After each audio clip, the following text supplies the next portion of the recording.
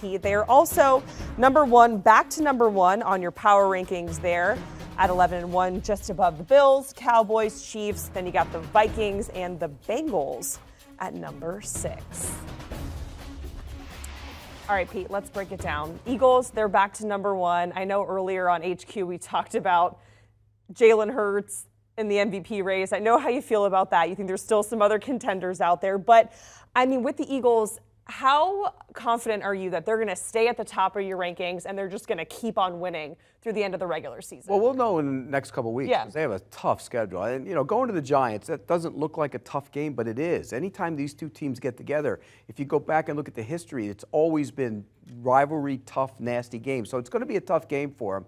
I love what they did last week, run defense, because I've said all along, you cannot win a Super Bowl giving up over 5 yards per carry. And last week they stopped Derrick Henry. That's a great sign. They've added bodies. They signed Linval Joseph. They brought Ndamukong Suh in.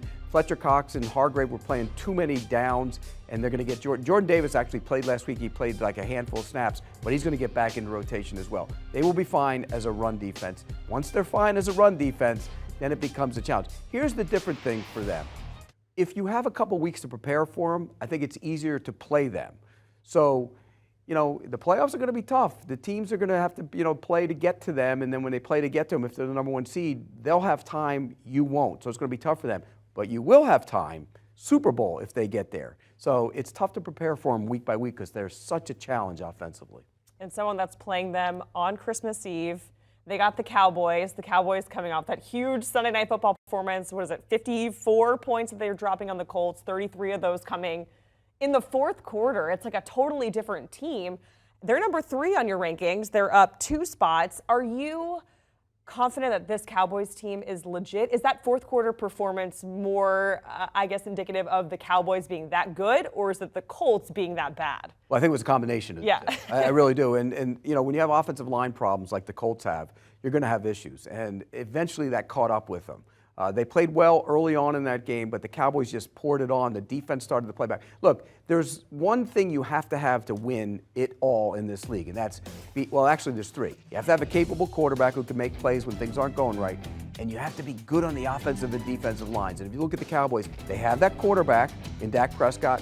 They have an offensive line that's going to get better. Tyron Smith's going to come back and play left tackle. They're going to move the rookie who's played really well at left tackle to left guard. All of a sudden, the line is really good. And then defensively, we know they can rush the passer. So you add that all up, they have all the ingredients to be a Super Bowl team. I think they're certainly in the mix. I know everybody wants them to sign Odell Beckham. I don't think they need him. Michael Gallup's starting to play better. He's a little bit more time removed from his knee surgery. I don't think they need Odell Beckham. Play on.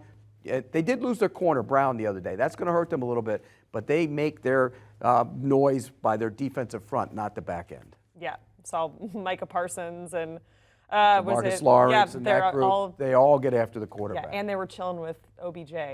Mavs game. Yeah, I don't think they need him. I'll be honest with you. And I know we all get caught up in Beckhamania and oh my gosh, it's Odell Beckham. And look, he's been a great player in his time. And he's actually been one of the best receivers in the league in his time. He suffered a major knee injury. That sets you back.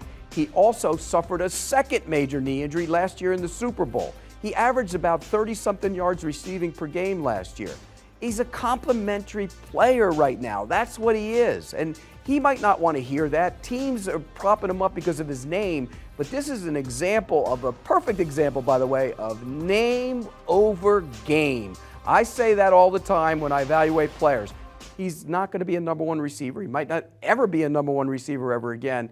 He would be a role player in the Cowboys offense. All right, finally, we want to talk about the team that you're getting the shovel out for. I think the last time we did this, it was a couple weeks ago, granted, you were taking the shovel out for the Packers, but you have a new team. They rose from the dead, the Packers. They came out from, they got back up out of the hole. They're alive now. Barely, but they're still alive. This team is still alive, the Denver Broncos, but they're going in the hole, and they aren't getting out from underneath it. This is a bad football team. Offensively, they're a disaster. When you watch them on tape, the offensive line is bad. They don't run the ball that well anymore because of that offensive line, and Russell Wilson's a shell of himself. He can't move. He doesn't move. He's reluctant to get out of the pocket. His passing game is terrible. This is a bad offense. And look, I like Nate Hackett. I've known him for a while. I think Nate Hackett's might be in over his head. I don't know that for a fact because I don't know him, but I will be shocked if he makes it back to next season based on what happens this year. Remember, new ownership. Usually when you have new ownership, they want their own guy. And I can tell you this, they're from the Walmart family. It's not like they're going to be pinching pennies over a contract. They'll get rid of him and get a new one.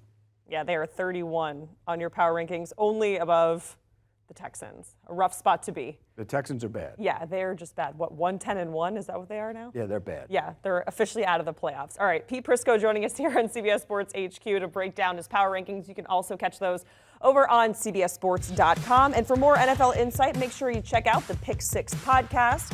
In the very latest episode, Will Brinson, Ryan Wilson, John Breach, they are recapping the Monday Night Football matchup where Tom Brady might be back, Pete. I don't know.